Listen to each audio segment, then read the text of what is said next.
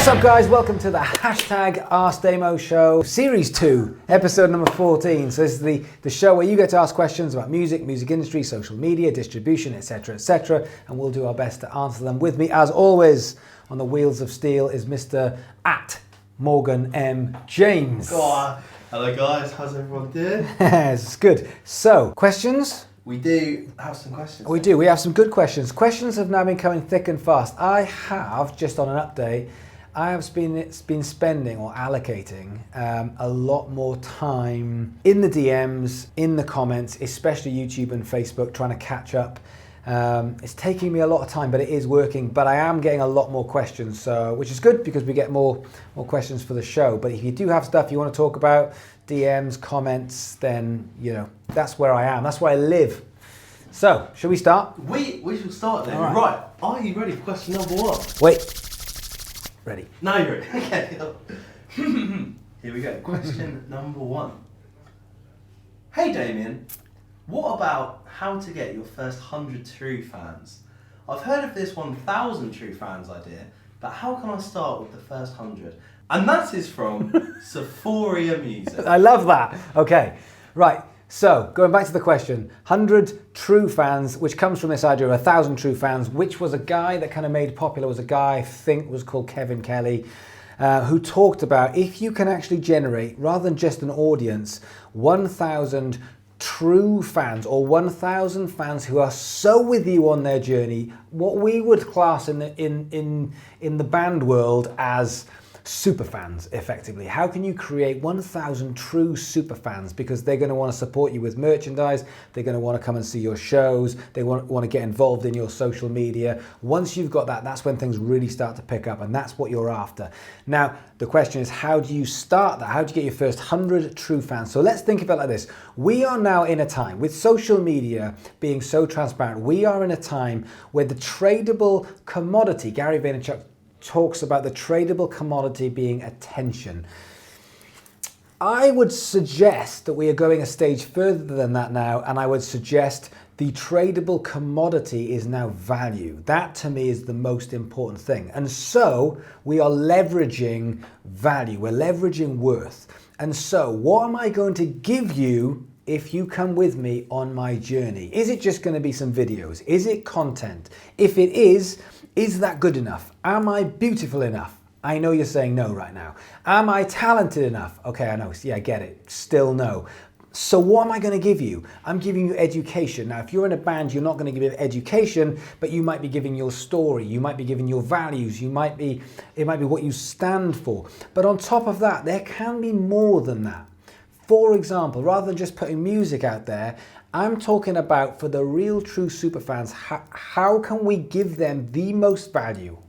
How can you look after someone like they have never been looked after before? For example, what about a Skype? What about saying, hey, for my true Skype fans, I'll do Facebook Live, but every so often I'm going to pick one of you and we're going to do an actual Skype gig. Something a bit different.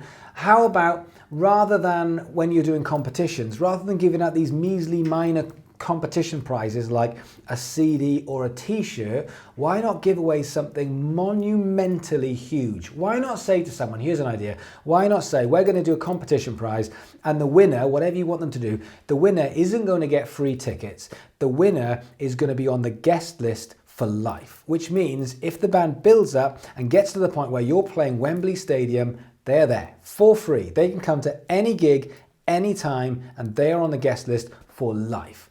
Now that is value. That's where people go, wow, that's pretty amazing. You know, when you're doing something which is saying, I value you so much, it goes past liking, it goes past us commenting, it goes past us going into the DMs and actually having conversations. We're going into something where I'm really trying to look after a certain batch of people. And if you can do that by one person, if you can look after one person like they've never ever been looked after, like they really feel like they're just such a part of you and your journey and where you're going in your music, then once you've done that, you can start to do that with 2 and 3 and 4. So rather than thinking of 1,000 or 10,000 or 1,000,000, what we're starting to do is saying, look, you know, which is the thing that people say a lot. I've only got 500 people on my Facebook. Out of those 500 people you've got on your Facebook, or you know, Facebook likes, how many of them are you truly looking after?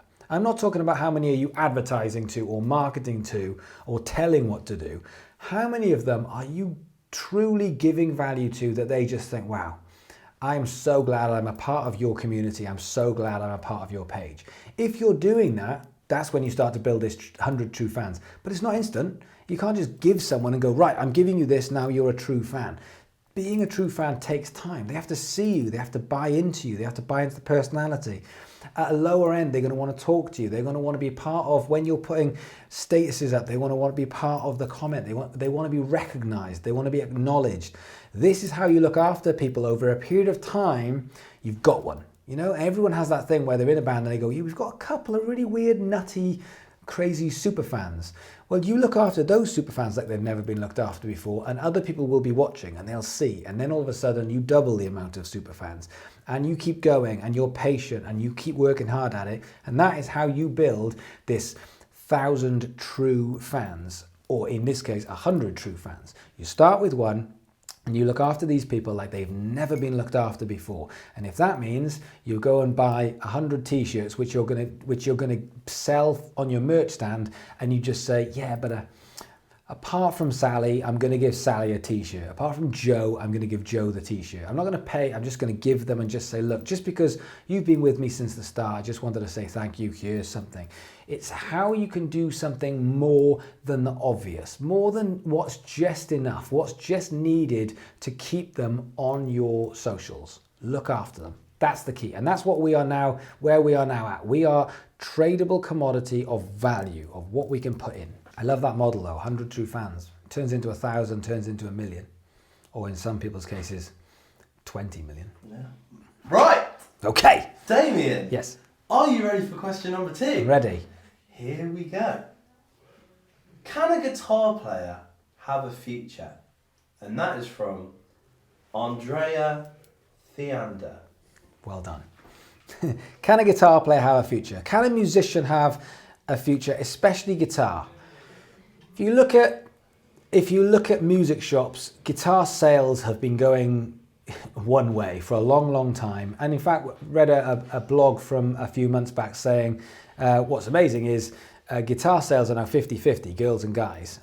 What started as the Taylor Swift phenomenon where girls were buying more acoustic guitars because of Taylor Swift has really kind of carried on going, and guitars are now being sold and bought by girls and guys, which is fantastic. But the general trend of guitar sales is a very different thing to what it used to be. And that is then coupled with, if you look at the charts, there's not much guitar music or even guitars in the charts. So it does feel like when you're seeing popular music, guitar is becoming less and less of a trend and less popular. So is there a future for guitar? Of course there is. Because at the same point, what we are not seeing in popular culture doesn't mean there aren't niches and pockets. So let me tell you this. Whilst we're not seeing much guitar music in the charts, I know there is some, but we're not seeing much of it. On the other side to it, I don't think there's ever been a time as good as now for being in a metal band. And the reason why I say that, because if you look at a band like Architects, who are a band from this city, but a massive band, they've just played Wembley Arena. Now, no matter where you are from around the world, everybody knows Wembley. Now, Wembley Arena is 12,500. Architects are not rock. They are out and out, full on heavy music. They're a metal band. If you look at Parkway Drive have just sold out Ali Pali. Alexandra Palace is 10,000. Like, when was the last time that you can think of a metal band outside of the big American bands, Metallica, Megadeth, Pantera, all those size, a British metal band? When was the last time you could think of a British metal band that could sell an arena? 12,500. This is an amazing time. That's guitar music. There absolutely is a trend right now for that style of guitar music. So just because it's not out in TV in popular culture, it doesn't mean there aren't people being incredibly successful. In fact, more successful than I can remember for that genre of music, which it's all over Radio 1. Architects are on Radio 1. Like, that wouldn't have happened 6 or 7 years ago. So therefore, it's trends and it's niches. And so with social media, we're starting to find these niches. So the question I would say is Is there a future for guitar? Absolutely, it completely is. There are so many pockets and ways of making money as a guitarist that people don't think about. Because people are thinking about chart music, they're thinking about making money as a guitarist, as a session player, and there's less musicians going out or less guitarists going out. But think of the guitar stings on radio, TV, think about, you know, the songwriting stings which happen along with guitar. Think about things like teaching. I mean, there's so many ways of making a living, including building a brand online. Building a brand online as a guitarist, as an Instagram, you know, influencer, YouTube influencer. If you build your brand online in whichever form of guitar you decide to do, then you hold the cards. So let me tell you this, I won't name any names, but I know a very, very popular British guitar person who will charge £5,000 for a video as an influencer. I mean, do that once a month and there's your rent paid. All of a sudden you're doing quite well. Not playing on hit records. He's not out there teaching. He's not doing all the functional stuff. He's just worked on his online brand and he's built up his brand, himself as a guitarist. Now he's charging £5,000 a post. You know, that's the areas that you can be looking into. There's so many ways. So is there a future? 100%. Just because we're seeing a decline in guitaring, I don't know what's going to happen in 50 years' time, but right now we are in the time of niches and how you can build a little niche, because it's how you dig out that pocket, that niche, and build on it rather than trying to do something across the board of everything, which bands like Architects have proven. So when people go, oh, I'm in a metal band, you can't really make any money in metal. Yeah, well, go and tell it to the bands who are playing Wembley Arena. Yeah. Wow. Yeah. Yeah. Another great answer, Damian. Right. Are you ready for question number 3? Yeah. Okay. I am. Here we go. Vinyl, then CD, then streaming. What is after streaming? And that is from Jamie Hurst Music. What is after streaming? Vinyl, then CD, then streaming with a bunch of stuff in the middle which we don't talk about. And then after streaming, what's next? It's a good question. But it leads me on to think this. I don't really know what's next. But after this video, we're going to make another video, which I have planned. And it's going to be called, wait for it, because you're going to like this. It's going to be called Stop Selling Music. I'm throwing it out there. It's been bugging me for a couple of years, but I'm actually going to throw it out there because I know I'm going to get a lot of hate for it. I know I'm going to get some stick for it, but it is my belief that from now, bands and artists should just stop selling music. And I'm talking about across the board. Unless you're tied into some record label, you should stop selling music. Yeah. Crazy, eh? The reason why I say this is because consumption has changed. People don't buy music. They don't value music. It used to be that you would actually attach music to something, like I said, a vinyl, then a CD, and now it's streamed. So music sales, and I'm not talking about this technicality of how many streams that it takes that they class as one sale. That's bullshit. I'm not talking about that. I'm talking about people who actually will, what used to happen is they get off their arse, they go to Woolworths and they buy a CD. Now what they do is if they're going to buy music, they may potentially buy it either on iTunes or potentially some old people will be in a petrol station and pick up the new Ed Sheeran album. Taking that aside, what I'm talking about is all of the other things. What is the point? Why put yourself through it? And the reason why I say it is because the upsides do not outweigh the downsides. So if you are a band up and coming, trying to actually sell your music and give it away for free at the same time, there is a clash. So whilst you're trying to get people on iTunes, and some people will go, yeah, fine, I'll buy your iTunes music, and then you get your royalty check at the end of the quarter for £6.99, which is fantastic, or 12 quid or 30 quid. But the downside is when it comes to talking to your audience and getting them to go to a place you want them to go and do the thing you want them to do, you're just diluting your message. You're saying, do you want to buy it? Do you want it to, or do you want it for free? Do you want to go here or do you want to go there? Do you want to watch it? Do you want to listen to it? Do you want to buy it? I don't think it's the right method. I think what we should be doing is we should be thinking of what target is, and I think we should be pushing people to streaming for now, because that is where consumption is. And with that, I'm going to tell you a stat, okay? 2011, In 2011, how many sales of music were made across the world? And by that, I mean vinyl, I mean CDs, I mean iTunes, so digital sales. I'm not talking about streams, but actual physical sales and digital sales.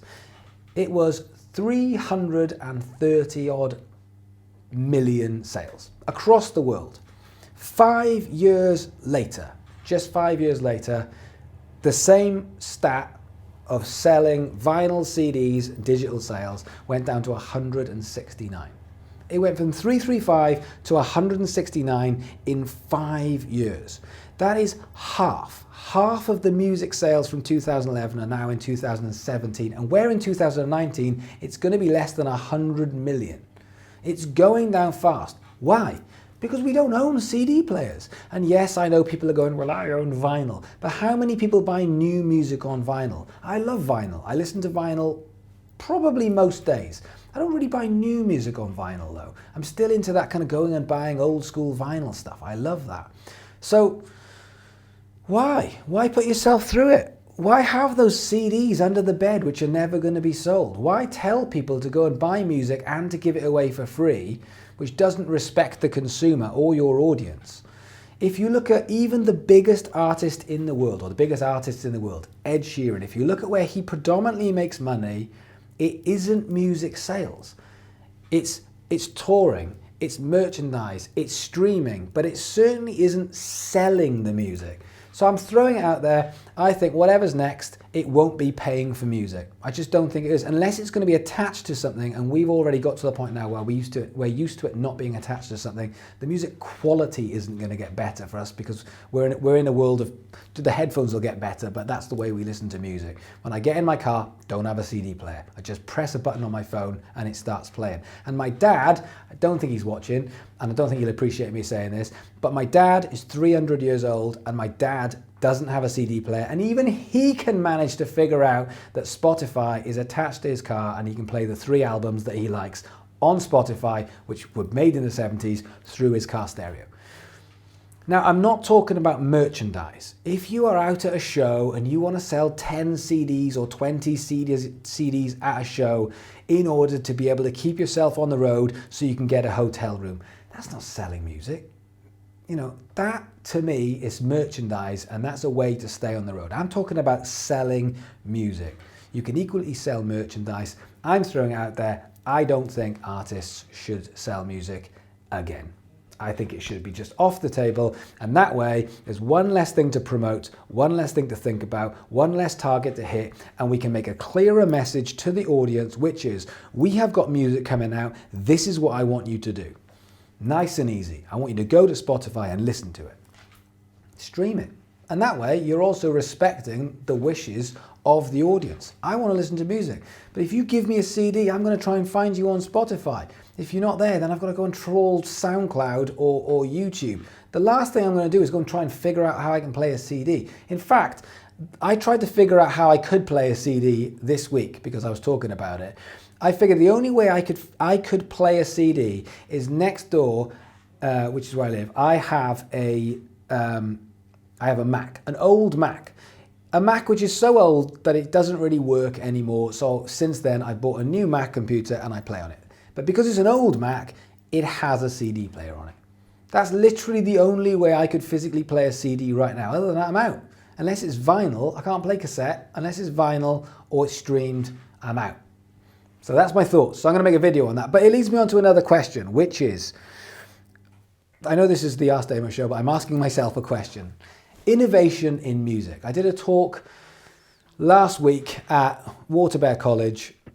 It was a really good debate. We were chatting about innovation in music. We were talking about what's next and what's innovative. And I just feel like we are not scratching the surface. We are so reliant on traditions. We are so reliant on what we think are rules and that we're still playing by, and they've gone. There's none of those rules left, and we're still playing by these rules because we just can't be the first one to say, no, we don't sell music, don't be silly. So all of a sudden we have to do that. We can't say that there's going to be more than 15 or 20 songs on an album, or even that we don't make albums, because everyone else does that and everyone will judge us on it. And it's bullshit. It's out and out bullshit. And I think we're living by these traditions, thinking that they're rules. And innovation is all around us and we are not using it. And a good example of that was 3 days ago, something monumental happened, which was the YouTuber slash DJ Marshmello did a gig on Fortnite. Now, Fortnite, the game, the massive phenomenon of a game, Marshmello, one of the biggest YouTubers in the world, bigger than KSI, bigger than Logan Paul, bigger than Jake Paul, bigger than Shane Dawson, a huge YouTuber and a DJ, mainstream DJ, put together, collabed with Fortnite and did a live gig for 10 minutes, 15 minutes, 10 minutes, and how many people got involved with that gig? And yes, I know it wasn't a physical gig you're going to go to. You'd have to play it on your game. How many people were at that gig? 10 million people. 10 million people were involved in that gig. That's crazy. This is crazy amounts of people. And it's all because they're thinking in an innovative way. They're not just going through traditions. Who's thought about that? Who's thought about doing a gig on a computer game? Well, they did. They've come up with it. It's now a thing. Boom, there it goes. Why the fuck were we not doing that a year ago? It's always been there. Why are these collabs not working? Why are we trying to get record companies to put money into it when brands are crying out for advertising space and influencer marketing's the biggest thing in the world and no one's prepared to take some money off a brand in order to make a product?